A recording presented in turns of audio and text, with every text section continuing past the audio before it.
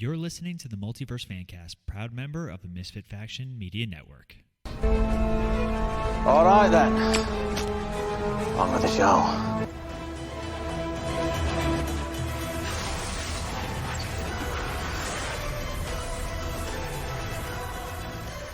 Hello and welcome back to the Multiverse Fancast. Thanks so much for making us your podcast of choice. I am so glad that you're here. This is Rob talking to you live, or I guess in your case, recorded.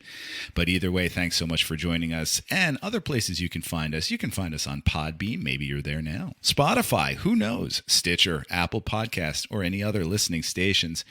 You can find us after the podcast on multiple social media platforms like Facebook. And on Facebook, you can find us in the Misfit Faction Media Network, Cinematic Adventures, the Multiverse Fancast, and MF Uncensored. On Instagram, you can find us under the Misfit Faction, or also our sister Instagram, Bibliophiles Assemble. On Twitter, you can find us also with the Misfit Faction, and apparently we are on the TikTok.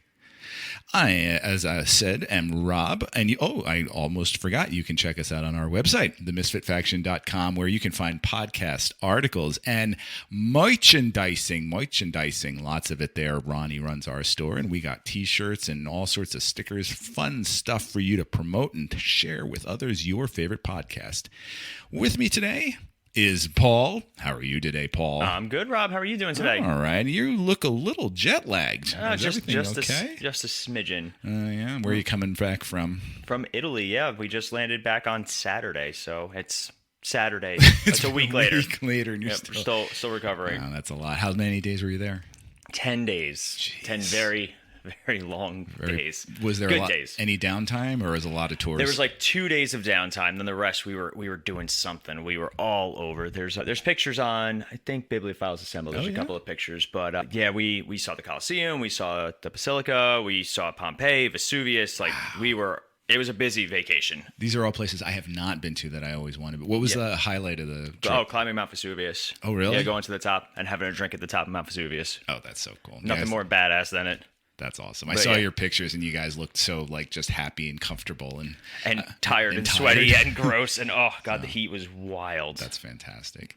So today, usually at this point, we go off to news, but with it being the end of August and the beginning of September, it's sort of like the dog days of summer, and it's right before school is starting. So there's no news. Yeah, we also have D23 is the next big event that's coming up. We already passed San Diego Comic-Con, and New York Comic-Con is not really a big news event. And then DC Fandom has been officially canceled. Yes, it was funny because Paul and I actually, a couple of weeks ago, we mentioned something about DC Fandom, and we're like, yeah, I haven't heard anything. So apparently it was on the table. Yeah. And now it's not. Which is a shame because it was a fun. Scratch that. The only reason people enjoyed it last year was because we got the Batman trailer. In all honesty. Oh, is that what we got then? That was the big thing. I can't tell you anything else from DC Fandom. I remember Ezra Miller being on and him being sort of alty dressed, and I was like, okay, all right, you do you. That's fine. But apparently he's been doing him a lot. They. Oh, I forgot. They are they. They are they. Which is, as an English teacher, that is very difficult for me to remember, just because I have to be grammatically correct. And it's not ungrammatical. It's just in terms of, Is ungrammatical a word? I don't know. I've started school, but I don't have students yet, so I'll let you know. So I'm making up words as I go along. Ungrammatical. But yeah, there is no DC Fandom. And as I know, last week, Paul and Brendan from, what's the name of his? Blind Bat 8719. Okay, I can never remember the numbers. I remember Blind Bat. The reason his numbers are because I can't either. I think I even said it in the episode. He was born in 1987 like I was, but he flipped the numbers. So that's why in my head, I have to actively think about it before I say it. Oh, so it's 87. 1987 flipped. All right, I'll remember that now. And it's not flipped backwards. It's flipped I took these two numbers and cut it in half and then switched it. Hey, whatever works. I know you guys talked about Batman Beyond, and you talked about some DC stuff. So I can only assume that you guys probably mentioned that pretty much everything is either on the chopping block or getting severely pushed back, like with Shazam was pushed back, and Aquaman was pushed back, and I think that was it. I've got Shazam was pushed back. Okay, first Aquaman went from December 16th to December 25th of the following year. Yeah, that's a big push. That's a big one. Oh, well, first it was December to March, then it was March to December. Okay, then Shazam took over the vacant Aquaman 2 spot in March 17th. So, well, I think the supposed rumor, besides reshoots and adding, there are rumors that they're adding Ben Affleck and Henry Cavill. That's just always the rumor, and that's the fan dream. Ben Affleck seems plausible because he is in Aquaman 2, but also supposedly they did not want to compete with Avatar. oh yeah, that makes sense. Yeah, I wouldn't want to either. Yeah. That's another movie that I think we talked about it on Cinematic Adventures, but it's just been too long. I think it'll be big once it hits. I think just leading up to it, we're like, but I think it could be like a big cultural event that everyone goes to. Yeah, I think we're doing an episode on it for Cinematic Adventures. We're doing cool. Avatar and like the 3D craze. Okay. So that'll be out probably the same time this is. Yeah. All right. Oh, that's fun. I know that I also was feeling that like there wasn't enough time between Black Adam and Shazam. Yeah. Like it was such a brief window, and I'm like, especially if they're not connected. Yeah, and that just gives you kind of burnout for DC a little bit more so.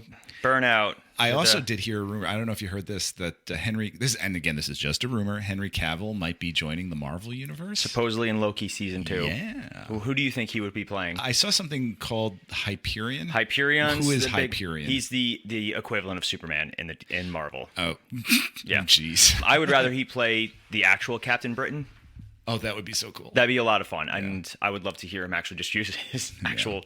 But whoever he plays, like obviously it'll be fun, and we'll get to poke fun at the whole idea, and we'll have to do a whole episode on actors that went from Marvel to DC, DC to Marvel, especially like that's a big name. Like Superman is DC. Like unfortunately, right now, like as far as DC goes, Superman and Lois is like one of the highlights. Yes, and like Superman as a character is it's Superman. Everybody knows Superman. One of the most, up there with a lot of your other cultural icons. Because what was it? Jimon Husa?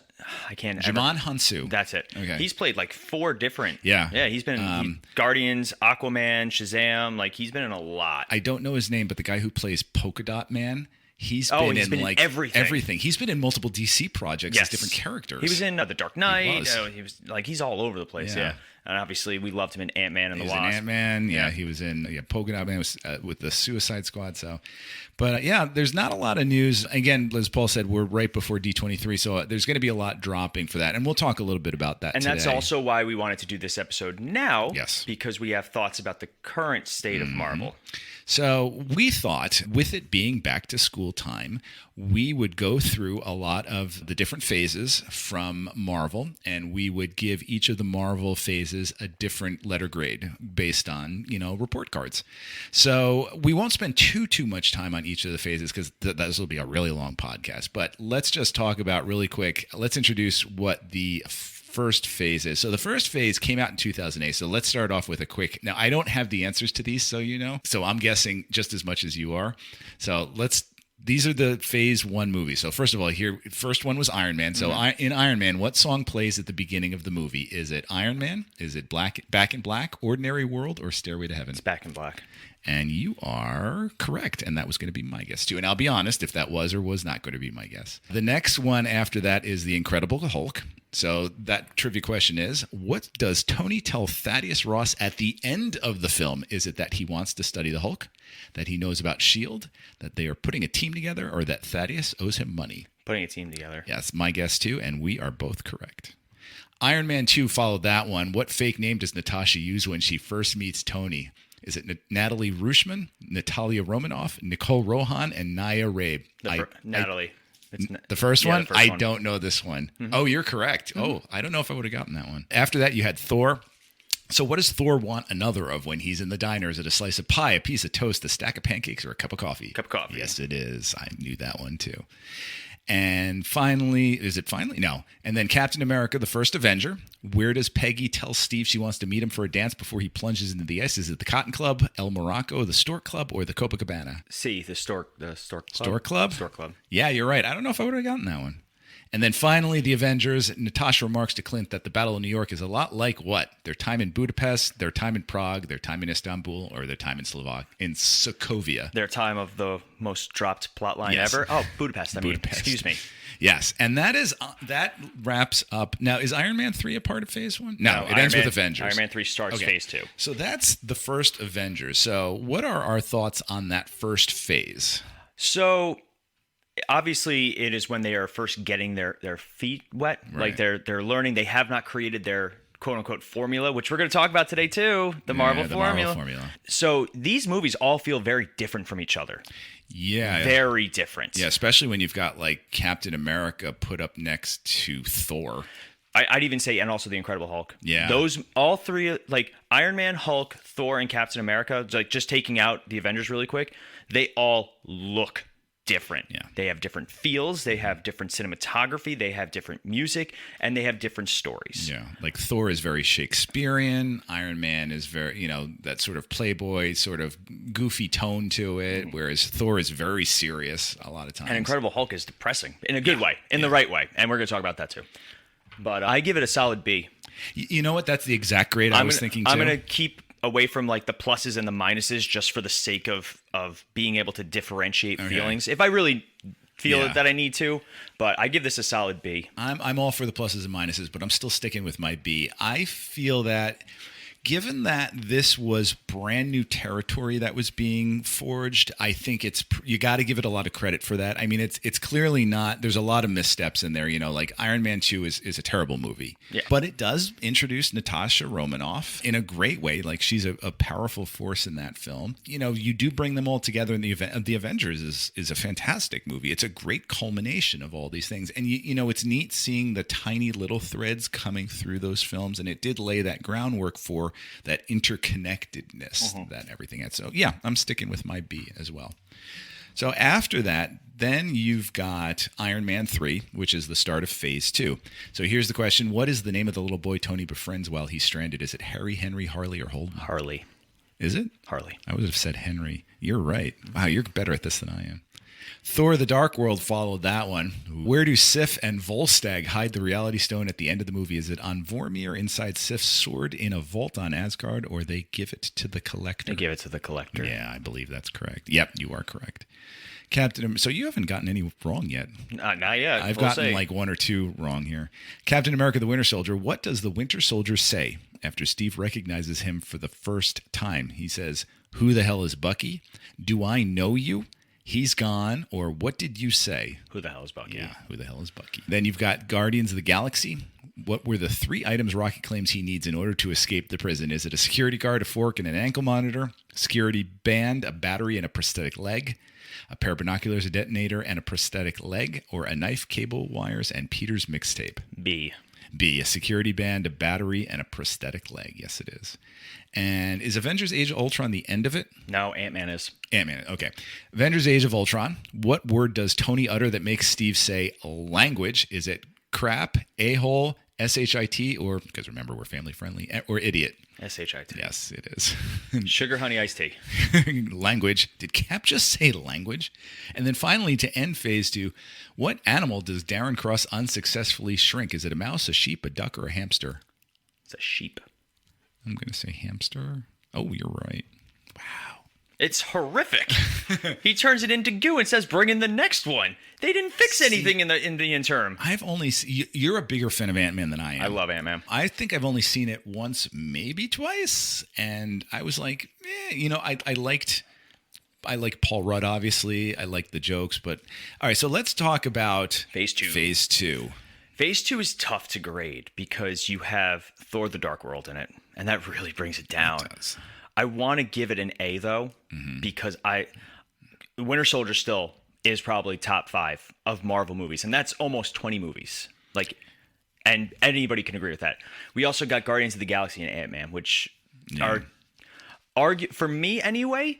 Those are still the most solid movies, because it's weird because Marvel as a franchise is a franchise, but then they have individual characters and stories that are progressing.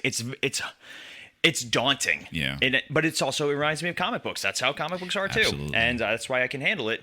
But for me, like watching Guardians of the Galaxy and Ant-Man and seeing where they go, and they only get better. Yeah. But this is also where it started. But I also I really enjoy Avengers Age of Ultron. It gets a bad rap.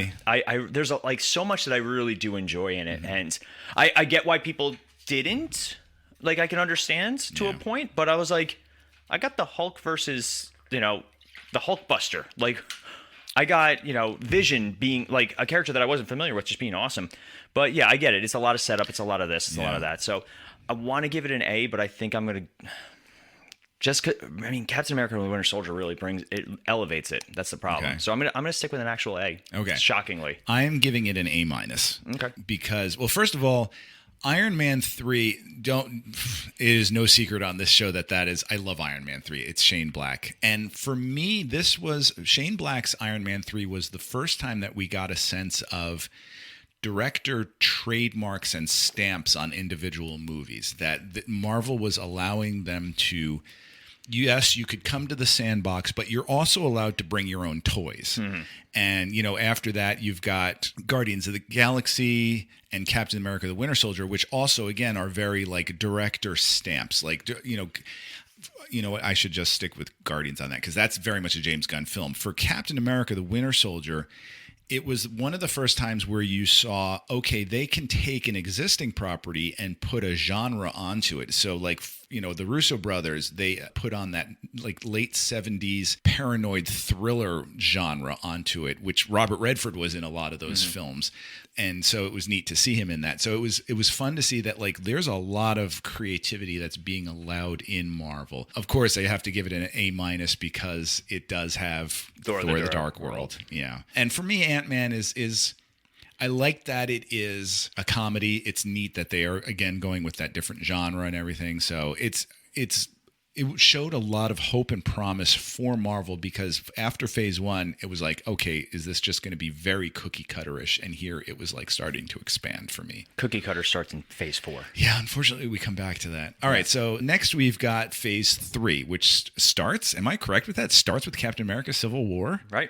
Wow. All right, who isn't on Iron Man's team? Is it Vision, Hawkeye, Black Panther, or Black Widow? Hawkeye. It is indeed Hawkeye. Doctor Strange comes after that. What type of doctor is Stephen Strange? Is he a neurosurgeon, a cardiothoracic surgeon, a trauma surgeon, or a plastic surgeon? Neurosurgeon. I'm going to go with wait, what is no, that's heart. I'm going to... Damn it. Was that right? You are right. I wouldn't have guessed that. Guardians of the Galaxy Volume 2 finished this blank, y'all. Is it Superman, Peter Pan, Underdog, or Mary Poppins? Mary Poppins. Of course, it's Mary Poppins.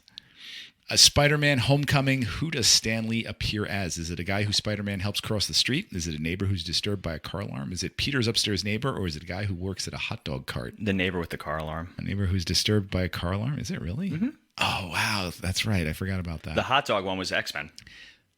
He's an X-Men cameo? Brief, like blink and you miss it. Okay. It was his first cameo, I think, or one of them. And then Thor Ragnarok, which is Valkyrie's scrapper number. Ooh, this is tough. Oh, that is a tough one. Is it 3, 16, 142, or 232? I want to say it's 142. I do too. Oh, we're correct. Oh, thank God. Black Panther. What do Killmonger and Clow? Is that how you say his name? Claw. Oh, that's right. It's Klaue. In comics, it's spelled funny but pronounced grammatically correct. That's how comics are. It's the funniest thing. What do Killmonger and Claw steal from the Museum of Great Britain? Is it just vibranium and a mask, a map of Wakanda, or a map of Wakanda and vibranium? Vibranium and a mask. That would have been my guess too, and we're right. Mm-hmm. And Avengers Infinity War. What elective class did Thor take on Asgard? Is it learning to speak Groot? Is it hammer making? Is it learning to fly a spaceship? Or how to take care of rabbits? Groot. Is it? Mm-hmm. Wow. And that's... Now, is that... It keeps going, right? This is a long phase. Oh, yeah. We still have... Ant-Man and the Wasp. Ant-Man and the Wasp, Captain Marvel, Endgame, and Spider-Man. Wow, that's a long phase. Yeah, this is the longest one so far. All right, so Ant-Man and the Wasp. Scott hid an old Ant-Man suit underneath a trophy. What did the trophy say? World's best grandma. Is it... Your options are greatest dad, greatest superhero, greatest aunt, or greatest grandma? Grandma, yeah. And you're correct. Captain Marvel. What is Carol's nickname for Monica? Is it Sergeant Danger, Commander Monica, Lieutenant Trouble, or General Mo? Lieutenant Trouble. I have no idea on that one. It's Lieutenant Trouble. Wow, it is. And finally, Avengers Endgame. Not finally. You got Far From Home after this, too. Oh, that's right. Yeah, that's how. Wow. Yeah. Avengers Endgame. What is Natasha's final line before she sacrifices herself on Vormir? Let me go. Let me go. It's okay. Tell everyone something. And Clint. Let me go. Let me go. No. Oh, is it the second one then? It's okay. Yeah. Yeah. I would have gotten that one wrong. Well, those it's the same dialogue, just flipped. Yeah, I would have gotten that one wrong. She would say, I think she says, "Let me go. It's okay then." Okay. Yeah. I'll give you half a point for that. I'll take it. Spider-Man Far From Home. What necklace does Peter buy for MJ? Is it a black dahlia necklace, a black sunflower necklace, a St. Christopher necklace, or an New York City skyline necklace? Black dahlia. Is it? Mm-hmm. Oh, right, because they're fans of the murder. The murder, yeah. Wow. Very nice. So, Phase 3? A+. Absolutely. There are some that I don't like in here. I'm still not a big Captain Marvel fan. But in all honesty, like the most solid, and this was, I hate to say it, and I'm going to say it, I'm going to put it out there. Okay. This is peak MCU. Because especially we're getting into the multiverse saga. So when we say peak, that indicates that Marvel has peaked and may be coming down. So how do you feel about Ant-Man and the Wasp? I really enjoy it. Really? It's fun, and it shows consequences to what happened. Because we only get to see a little bit of Hawkeye, because obviously he also takes a deal at the end of Civil War. But we don't get to see a lot of that until his show much later on. But I enjoy Ant-Man and the Wasp. I think the chemistry is there. The effects got much better, especially in the scenes where he's small and other people are big, and they play around with that. Ghost was underwhelming as a villain, in all honesty. Yeah, that's part of my problem with it. But the rest of it was just so much fun and so good. And Paul Rudd is just such a great actor with stuff like that. Like, they poke fun at all. He's like, we're wearing baseball caps and sunglasses. We look like we're going to a baseball game, not disguised, because that was the Marvel disguise. Yeah. But like, I could sit down and watch that movie. I could throw it on. Oh yeah, and just like looking through, I mean, the fact that it starts off with Civil War is extraordinary, because I mean that's a real. It's not as, I don't think it's as great as Winter Soldier, but it comes really close. So for that, it is my favorite movie. It's my favorite MCU movie. Really? Yeah, but without the Avengers movies, just because I think that's kind of cheating. Right. But it's my favorite MCU movie, but I will always say that Winter Soldier is the better movie. I think for me, Winter Soldier is the better plot because there's so many twists to it, whereas Civil War philosophically is one of the best films because it really tackles a big issue of, should superhero people be sort of controlled a little bit? I think the reason I love it so much is because the villain wins. They do not win at the end of that movie. No. And that's and again, I've talked about this for DC. The DCEU, at least every movie has a consequence that leads to the next movie. Yes. Right? So, Superman appearing in Metropolis leads to Batman vs. Superman, which leads to Suicide Squad, which leads to Justice League. So I always like that causality, especially with superheroes. This was like the first time that Civil War directly leads to Thanos winning. Yeah. He wins because they were not together as a team. And it shows a lot of negative. Yeah, like you said, it shows a lot of negative consequences. It shows the good guys don't always win. That it shows areas of gray too, because both Iron Man and Cap have excellent points for their arguments. Oh yeah, and it's funny, we still discuss it in our household that my wife is very much Team Iron Man. That she's like, there should be some responsibility there, especially, looking back at Sokovia and how much of a disaster that was and everything. That movie was on the other day and I was watching it, because sci-fi shows it a lot. Yeah. I always like to point out in my head, because that's who I talk to. No, which one, Ultron or Civil War? Civil War, okay. There's a scene where they're showing all the footage of all the things that have happened. Right. Not a single piece of footage of the abomination that Thunderbolt Ross created. Weird. Destroying Harlem. We'll talk about that in a minute. Yeah, this is an A+ for me. Even though, all right, starting off with that, then Doctor Strange is not my favorite movie, but at least it introduces magic into the MCU, which is super cool. Guardians of the Galaxy. I still have my issues with the magic in the MCU. Really? Yeah. I like very spellcasty magic and Latin phrases and the power like a solid John Constantine or a Dr. Fate even, where it's big, it's grandiose, or even Zatanna, who has to say all of her spells backwards. It's just such a cool or early Harry Potter where they actually said the spells instead of just shot their wands like guns. And I think it wasn't until Agatha comes along that we see a different kind of magic, and it wasn't until then that they were like, oh, this is sorcerer magic, this is chaos magic, this is purple magic, whatever Agatha had. But purple magic, it makes sense. But you know what I mean? There's always something really cool about one of those spellcasters would they'd put their hands together and then they'd start reciting their spell and things would change around them and big explosions and just that power. I feel like the MCU still misses out on that. They're still figuring that out, because I know, for example, in Spider-Man, I know I'm jumping ahead a little bit. Spider-Man Far From Home, he's doing that spell, and there's runes that are appearing, but he's not saying anything, but he's mixing things. Like, there's actually like a formula there, but I think he did it in Thor Ragnarok too, where he takes the hair and then he moves it Right, around. yeah. But like, I feel like spellcasting, I don't want to say... There needs to be some rules here. It looks easy. Yeah. It looks like you can just go and do it. And that's why I had a problem with Ned being able to do magic. Yeah, that's because a whole it's other thing. like he's not magical, but he's doing magic, but I'm sure they're hinting at something, but it just seemed too easy. Yeah, I agree with you. Now, Guardians of the Galaxy Volume 2, I rewatched that like about a year ago.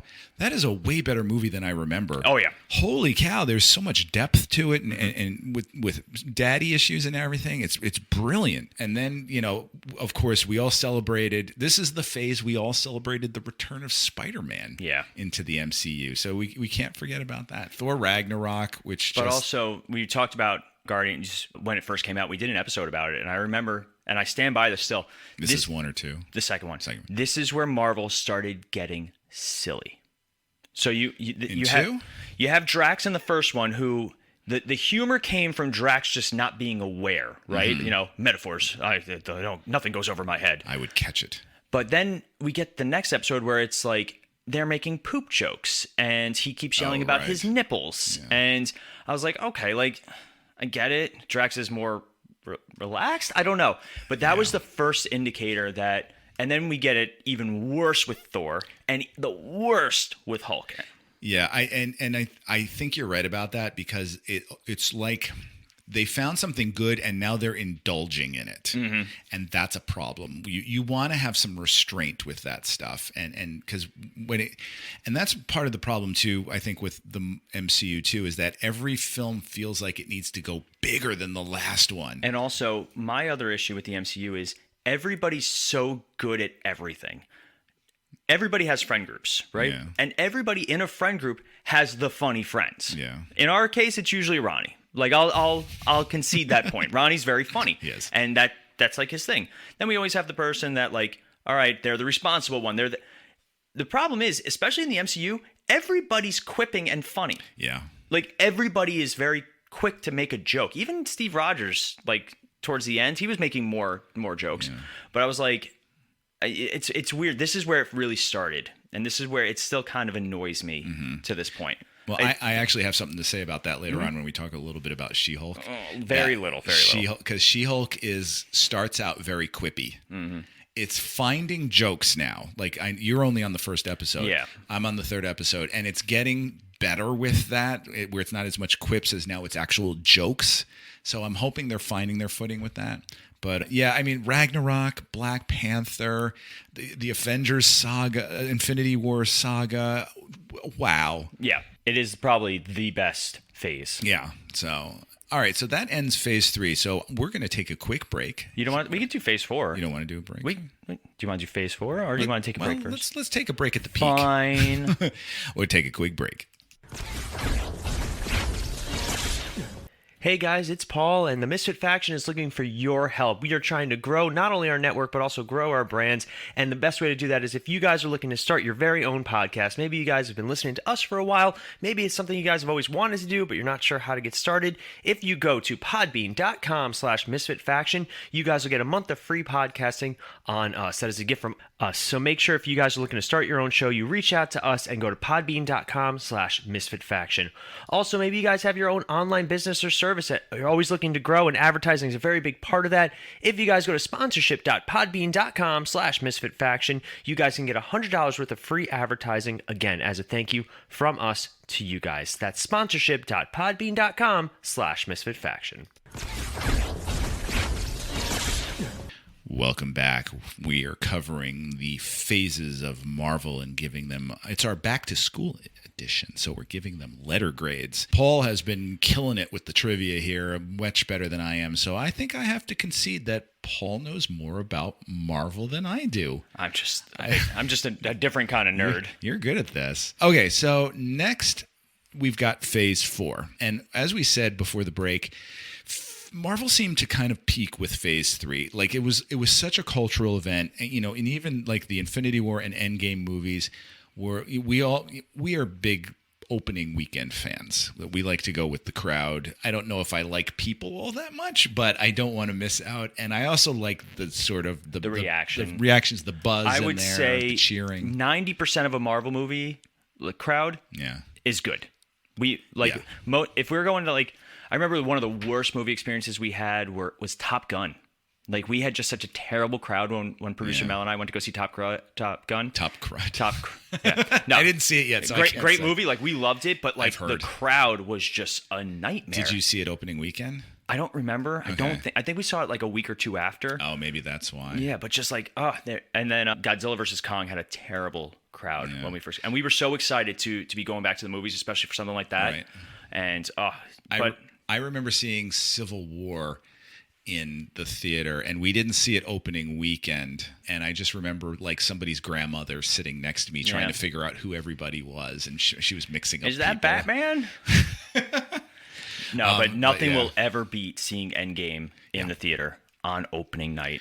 I think too with Endgame there was so much we didn't know because they were only showing trailers. In the trailers they were only showing stuff like from the first 10 minutes. Yeah, exactly. And so I remember when the words 5 years later came up on the screen, and there was an audible gasp in the theater from everyone because we couldn't believe it. That was wild. Yeah, it is fun to see it on opening weekend. And I know that, like, I'm sure Wakanda Forever will be fun to see opening weekend because there's so little we know. And I'm hoping it stays that. And I think that'll be a very emotional film, too, because we feel the loss of... Well, that's the only film of Phase 4 that has not... come out yet. So, let's talk a little bit about Phase 4. Phase 4 is, I'm going to dub it the experimental phase. I will actually argue that. Okay. Especially with the very first movie we're talking about. Here's why I dub it the experimental phase, because this is the point at which they ventured into television. And I think they didn't know how it would go over, what kind of fan reaction and crowds they would get. Because also, this is the time where people can't go and see things on an opening weekend because it's in home. Also, remember that this is, the first film of the phase was Black Widow. Now, I don't disagree with you, but also remember that Black Widow. This is the COVID era of films, too. And so Black Widow was supposed to come out in the theaters. Now, I'm not saying it would have been any better of an experience. Same movie. Nothing to do with COVID or quarantines or being miserable in general. This movie is just terrible. They tried to do a James Bond riff with it, with the big, villain having this grandiose, ridiculous plan. And I can appreciate it, but I think we can all agree, too, that the Black Widow movie was like 5 years too late. And also just the most play it safe, put the movie out for the sake of saying we did it. Right. It felt like it was placating. It felt like it was condescending. Yeah. It felt like it was just trying to get we're inclusive too. Look, we have our first. Yeah. Like, I will still throw on Wonder Woman over this movie. I don't disagree with you on that. This Black Widow, and we talk about it in our actual episode, but it starts off with like a solid like, oh wow, they're going dark with this. What was it? I forget. The opening montage of her and Yelena as kids, and then it shows like all the news articles about like, children's slavery. Like they were going like really dark for a second, and then suddenly it turns into a Marvel movie and not in a good way. No, this is the point where it started to get cookie cutterish and ridiculous, like and it was so safe. Yes, and explain? They should have done a movie of her being hunted by Hawkeye in Budapest. That should have been if we were going to do a prequel or an in-between-quel or whatever, you should have done the story of how she became a S.H.I.E.L.D. agent, how she got her red in her ledger. Yeah. And unfortunately, they decided, no, we can't.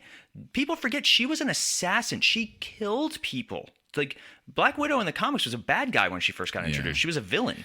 The only good thing that came out of that movie Yelena. For me was Yelena. Yeah. And Florence Pugh is she is a treasure. She is awesome. I love everything she does. She needs to be protected at all costs. Yeah. I love her in Midsommar. She is it's such a great, like the end. Have you ever seen Midsommar? No, not my style. No. The ending of her having the dance of where she's the flower queen and it's just horrific and wonderful. Was Black Widow when they introduced, what's her name, DeFontaine? No, it was in Falcon? It was Falcon and the Winter Soldier. So we don't see her yet. So you've got Black Widow. Now here, we'll do this. Here are the films. Although if I do that, that's not going to work. Just do films. All right, here are the films. Black Widow, Shang-Chi and the Legend of the Ten Rings, Eternals. Go ahead, give your little... What?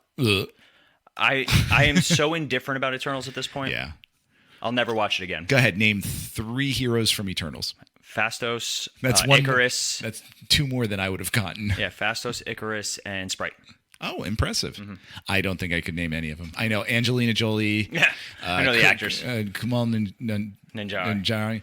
And only character that they've... and Rob Stark. Klingo. That's about it. Klingo. That's the only hero they've referenced since Really? Klingo. Yeah. They did reference the giant Eternals thing in the ocean. And a man with claws. Oh, yeah. Okay, we'll talk about that. You've got...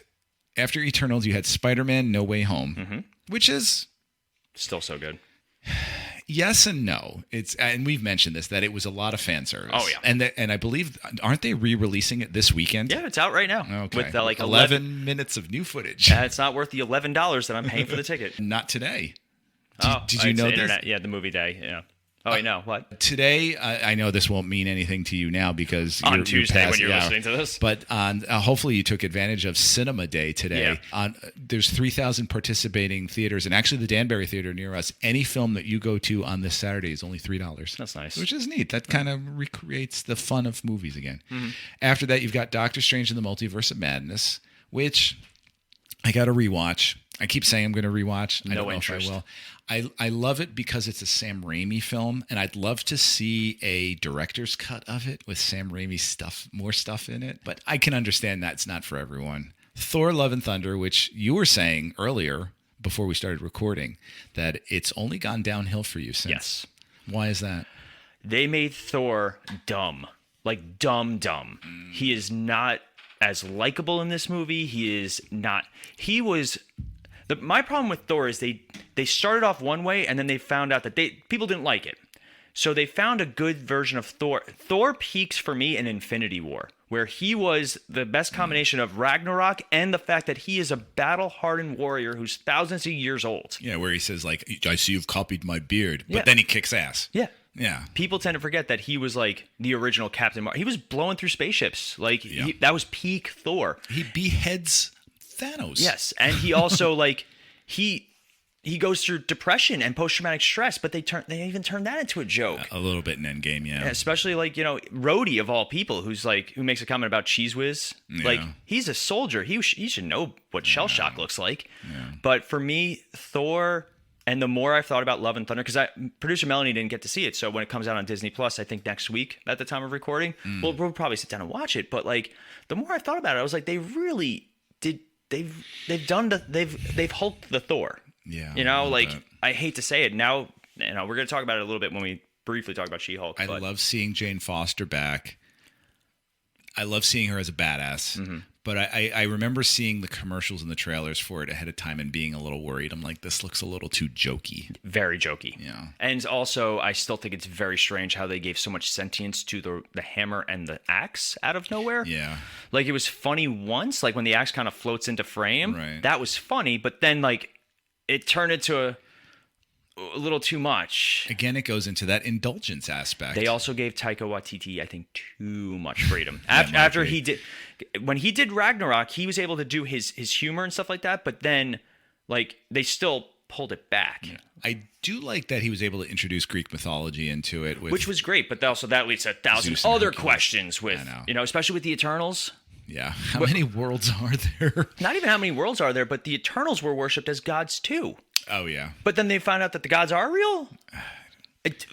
So the only good news we have about this is the possibility of Black Panther Wakanda Forever being the end of we think the end of the, although they've said, James Gunn has said that his thing is the end of Phase 4, the holiday special. Yeah, I don't count that. I still look at the movies when I think of the phases. Agreed. Wakanda Forever, and I have to say, judging from the trailer for it, it looks very, very much a continuity in terms of tone and feel. Like it doesn't look like that same indulgence that Taika Waititi went to and James Gunn went to. It looks very similar to the first Black Panther. So this could be good. We'll see. I have hope for it. Yeah, and I trust Ryan Coogler, who he knows how to do a sequel. But we also trusted Taika Waititi. I know. And the more I watch Thor, I don't like what they're doing with their characters.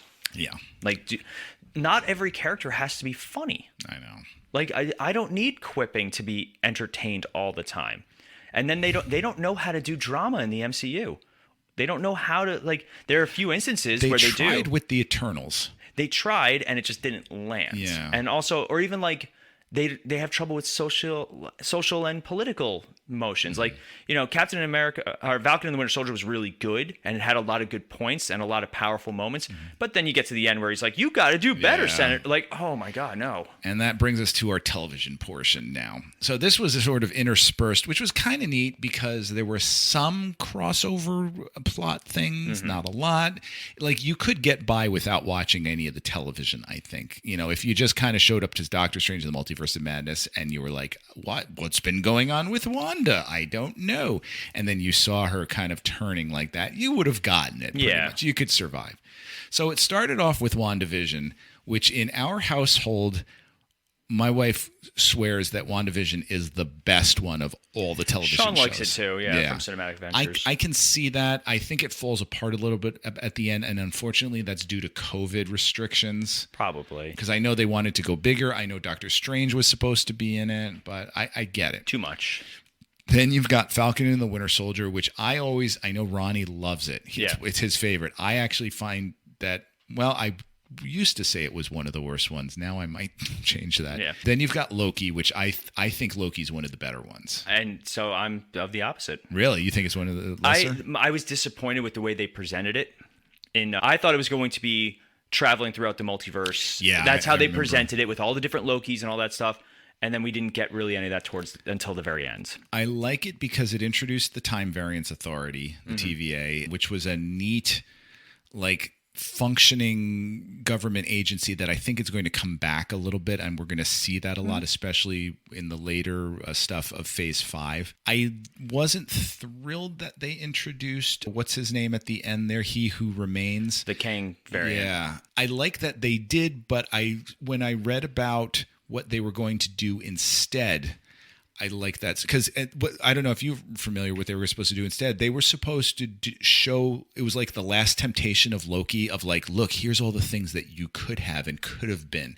And they would have showed him as Thor at one point. All these other versions. Briefly about that. And that to me just makes more sense with the series. So I was kind of disappointed with that. Then you've got the Hawkeye show. Which we love. It's a kind of a guilty pleasure, but I still love it. I think it did. I think it's what Black Widow should have done. Unfortunately, Black Widow should have done a Disney Plus show, and it could have been flashbacks to Budapest. I know, but c'est la vie. Then you've got Moon Knight, which were hit or miss. We're kind of in the middle with it. I hated it. I know you hated really it. Did. I would like to see more of that world. I would like to see him interact with some of the other heroes because it felt so disconnected from the rest of the MCU, which was strange. It was. Yeah. Then Ms. Marvel, which I have to say, the further I'm getting away from Ms. Marvel, the less passionate I'm getting about it. I love the character, but that's about it. Yeah, I'm with you. And then we're in the middle of She-Hulk right now, and we are 3 episodes into She-Hulk. I know you've seen 1, I've seen 3. I will say, when I first started, I'm like, this is worrisome. It does get better with each episode so far. Which we tend to say about the MCU shows. We definitely... See, I was the opposite, though, with Ms. Marvel. Ms. Marvel, I was like, wow, this is the best start ever, and then it went downhill. Which was the unique outlier. Because we usually say that most of the shows start off a little wonky, and then they get there. Yeah. So the reason we did this episode, because we're also talking about, is Marvel now heading towards a DC mess? Are we finally hitting that point with Marvel that everybody always talked about, with oversaturation and just overdoing it and too much? And it feels like, for me anyway, that Marvel is on the precipice. They're near where they're going to jump the shark. I feel like we're at a critical point where they could either jump the shark or make the right decision. So before we do that, though, do you want to give Phase 4 a letter? I want to wait till Black Panther Wakanda Forever, because right now it's sitting at unfortunately, as much as I love Shang-Chi and Spider-Man, I love those movies, the more I've watched Shang-Chi, the more I've enjoyed it. And obviously, I'm a big fan of Spider-Man No Way Home because Spider-Man's top 5 superheroes for me of all time. Is right now it's sitting at a C.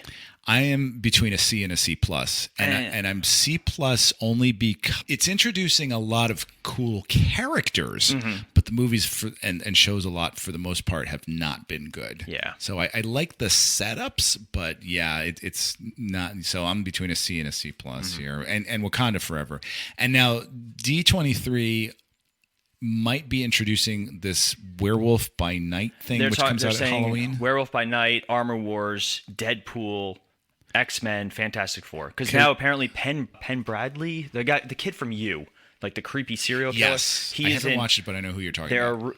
There's a lot of talk that he is going to be cast as Mr. Fantastic. I heard that. I heard a weird rumor that Henry Cavill might be Mr. Fantastic, which I really hope that doesn't. I wouldn't take it, no. As much as I love... He would be a funny thing, actually. That'd be really funny. That would be. Hiring like the most handsome, muscular, coolest guy. So the reason I bring that up is because Phase 4 we know ends with Guardians of the Galaxy's holiday special. But right now, there is nothing on the Disney Plus block scheduled for a start date, and I think they're probably going to announce that at D23. So they may announce like the werewolf thing, which could bring in Blade, which would be cool. So right now I'm at a C plus. So here's my concern, and this is my biggest concern. I was rewatching Daredevil today. Wait, which one? The show. Okay, because obviously Charlie Cox. He's making his reemergence as Daredevil in She-Hulk's hopefully soon. Like, we're all just kind of wait. I hate to say it, that's what I'm waiting for. Now, here's the thing I'm confused about, because he's an East Coaster. She-Hulk is a West Coaster. How is this going? What? Yeah, well, they'll figure out a way to make it happen. But I will say this, and this isn't spoiling too much for you, but at some point in episode 3, some bad guys refer to the boss. Yeah. Now, that could be either Kingpin or it could be the leader. I've heard the leader, because the leader runs the Wrecking Crew a lot in the comics. But so here's my issue.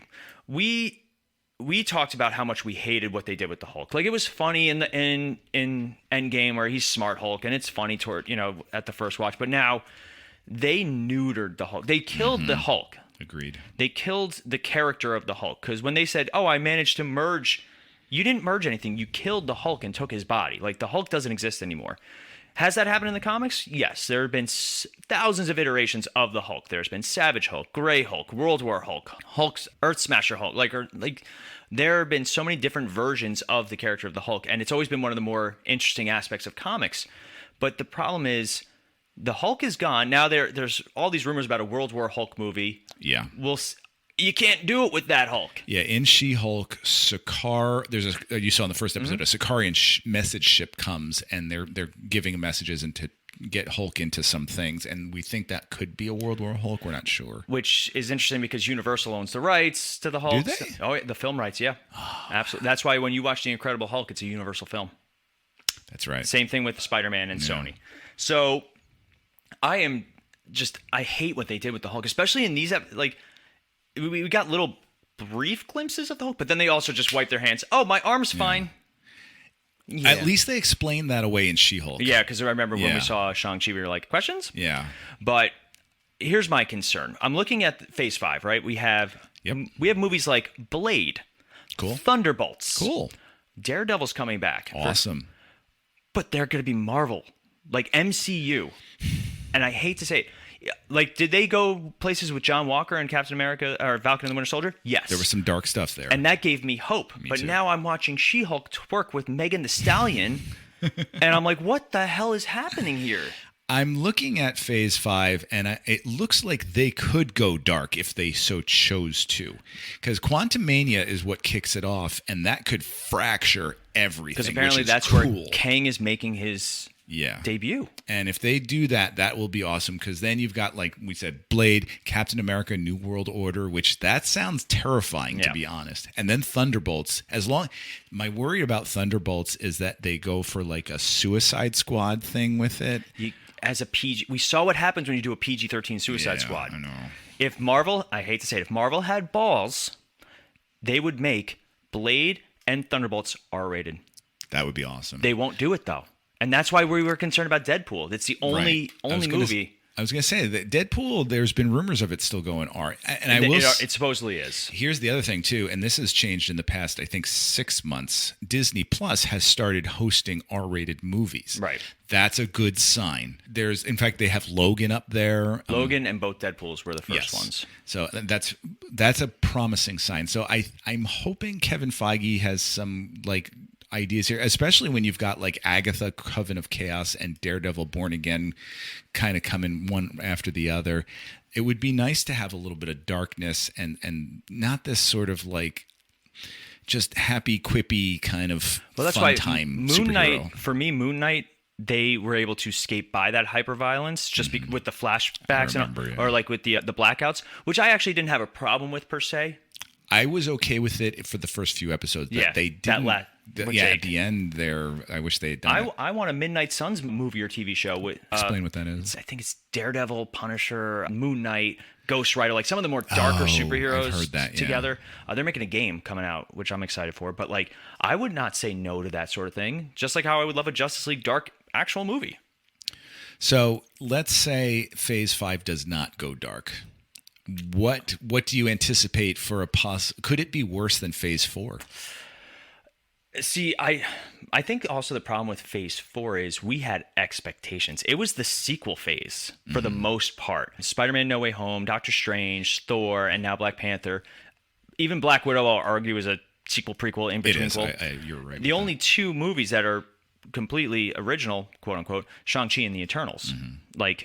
That sounds like a fun movie, actually. I'd watch that. Shang-Chi and the Eternals. I'd watch that. Sounds like a band.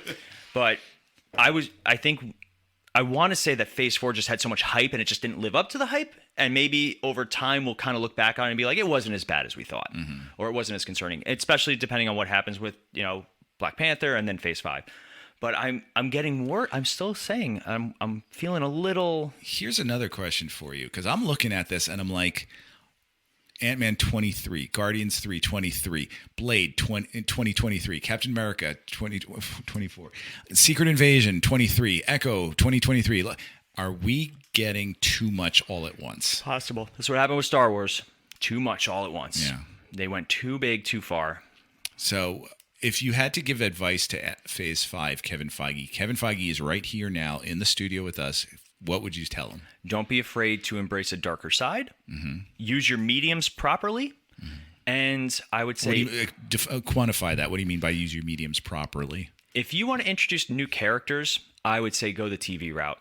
Okay. I would say maybe try doing that a little bit more, but also not forgetting the movies, because that's what they're doing for Thunderbolts for the most part. Thunderbolts feels like it's more of the TV characters. Lay off on the comedy. Yeah.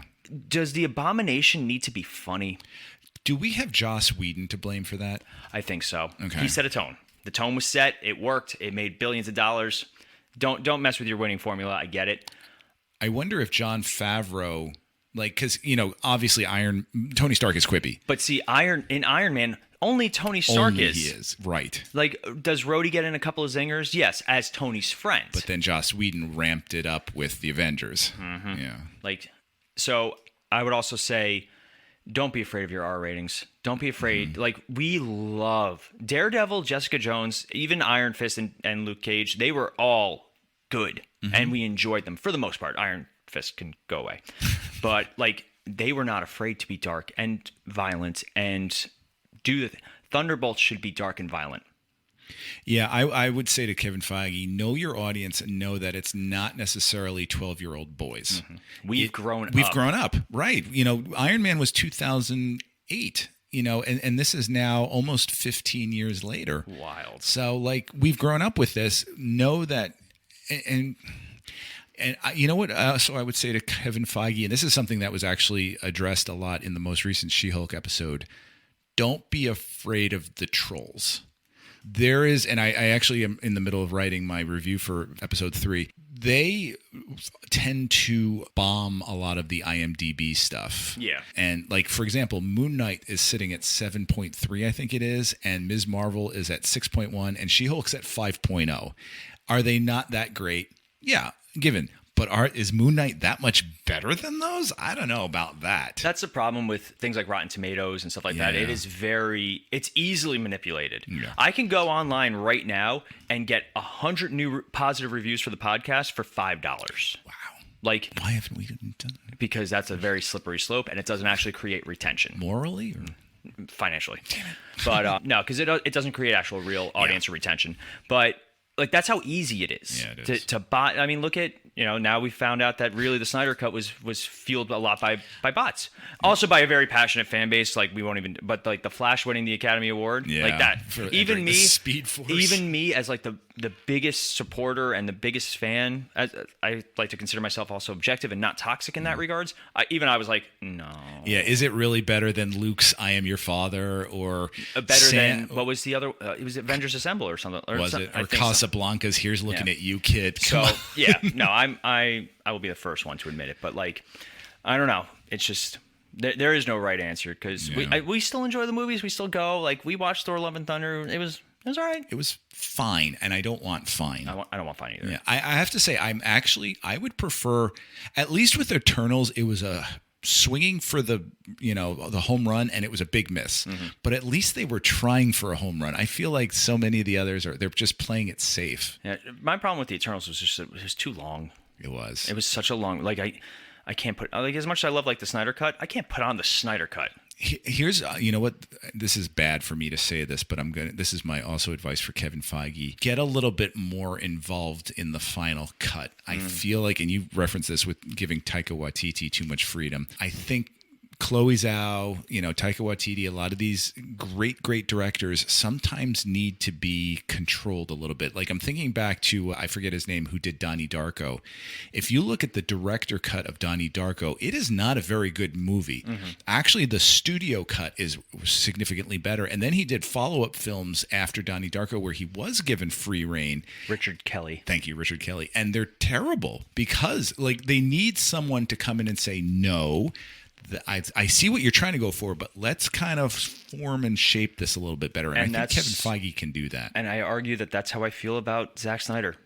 Zack Snyder can do a visual story. Yep. He can do a fight scene. He can do beautiful. Like, that's why I like the DC movies in a different way than the Marvel movies. The DC movies have like iconic moments. Yes. Like, you could take a picture of any moment in a DC and it looks film great. and you could frame it. Yeah. Yeah. Like, even like Superman flying above the family, that's like reaching out from, like, the symbolism in a lot of his stuff is just really good. He needs somebody with a good script and be like, Zach, this is the story. Yeah. Like, this is the story. Is the director's cut of most of his movies better? Usually, but I think it's same kind of thing. As much as I love him, and don't come at us, Snyder fans, like, because I'm a big Snyder fan, he needs somebody to keep him on trajectory and write a good script for him. And I feel like 300 kind of was that too. 300 is the best example of Zack Snyder combining a decent script, a very simple script, and visuals. I wonder too, I'm thinking about some of the Disney Plus shows. I wonder if Kevin Feige wasn't involved in Final Cut, because like Gao is the one who's doing She-Hulk right now. And there's some great things there, but I think it needs someone who knows what they're doing higher up saying, okay, let's trim this here, let's fix this, tighten that up, let's move this over there. And I think that's what happened and what went wrong with Ms. Marvel, that it was given a little bit too much freedom. So I would say, Kevin Feige, get in there in the editing room.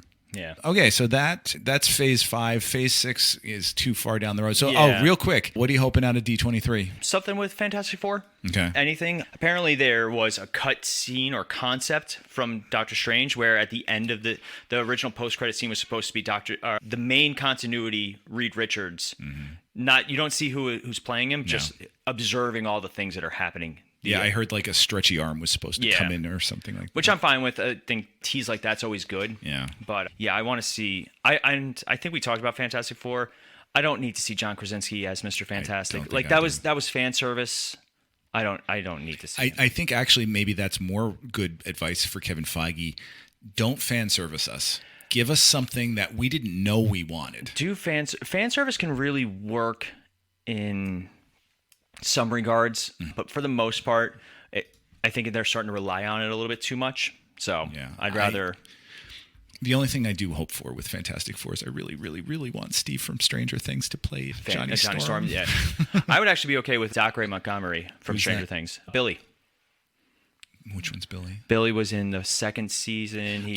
Was Max's brother. Max's brother, yes. Yeah. He would be a good one, too. Yeah, I would like that. So I think my hopes for D23, give me something I didn't know I wanted. Surprise me. Like, I like the fact that there's nothing on the schedule for Disney Plus, and I think D23 is going to sort of explode that for us. I don't know what the werewolf thing is. Not going to lie, I would lose my mind if they announced John Bernthal returning as the Punisher. That would be really cool. He's a great actor. Say what you will. Like, obviously, Rob and I have very different opinions on the Punisher. If you guys listen to our Netflix, one of our best episodes, arguably, and one of our highest rated episodes was our Netflix episode. And I think we could both agree that John Bernthal he killed it as Frank Castle. Say what you will about the show, especially because I'm still not too happy with how they portrayed because he's not the Punisher in a lot of it. No. Like, which is weird. He's like the equalizer. Yeah, but he does so well, especially in the first season, and especially in Daredevil with him and Daredevil interacting. I will say that John Bernthal, he's a treasure, and I want to see more of him. Yeah, he continuously surprises me. I want to watch American Gigolo. I was just going to bring that up. Yeah, I saw he looks awesome in American Gigolo, and even I don't know if you saw King Richard. No, I didn't. He was playing something that I went up against everything that I thought he could do well, and I'm like, wow, he's killing it. Yeah. He is such a good actor. But yeah, I'm hoping for some big surprises out of D23. Mostly casting. I think that's what I want to see. I want to see casting because we haven't heard much about Blade, but when they announced Mahershala Ali was going to be Blade, everybody lost their minds because that's awesome. Casting and just what surprise footage would you love to see? Surprise footage. I would like to see Kang. Anything with Kang? Kang, like in costume, purple Kang? Yeah, like purple Kang. Because apparently they did show something with him interacting with Ant-Man at Comic-Con, but I would love to see an actual shot of him. Blade in costume, some footage of him. The full Thunderbolt team announced. I imagine we're probably going to get a Guardians of the Galaxy 3 trailer. I'm sure there'll be something. Yeah. But yeah, anything. Otherwise, I don't even need anything from Fantastic Four, Kang, Dynasty, or Secret Wars. Oh, we did hear that right now John Watts is out for Fantastic Four, and Shang-Chi director is now in for Fantastic Four. That's another revolving door at this point. Yeah, which is strange. But yeah. That's pretty much it for me. All right. So I think that wraps up. If you'd like to leave us some comments, where can they leave us some comments? Well, the best way to get in touch with us is our website, themisfitfaction.com. There you find links to not only this show, but some of our other shows like MF Uncensored and Cinematic Adventures. You can also find us on Facebook, the Multiverse Fancast, or the Misfit Faction Media Network. Make sure you guys like, comment, subscribe, follow, all those things. We also are on all social medias, including TikTok, Twitter, Instagram, and YouTube. You can find links to all of our shows. And if you guys are on those, make sure you like, comment, subscribe, all those things. And it really helps the show grow, and we appreciate it. Yes. Oh, thank you very much for that. And if you really want to support us, buy a t-shirt or a sticker. Buy a t-shirt. They are very nice and good quality, too. They are very good quality. Yes. I just got the MF Uncensored sweatshirt. Oh. Because it's good. Like, it's I got the windows open. There, kids. Yesterday was 50. I was like, what happened? I know. So that wraps us up. Thank you very much for joining us. As always, I'm Rob. And I'm Paul. And we'll be back in a flash. See ya. Smorgasbord.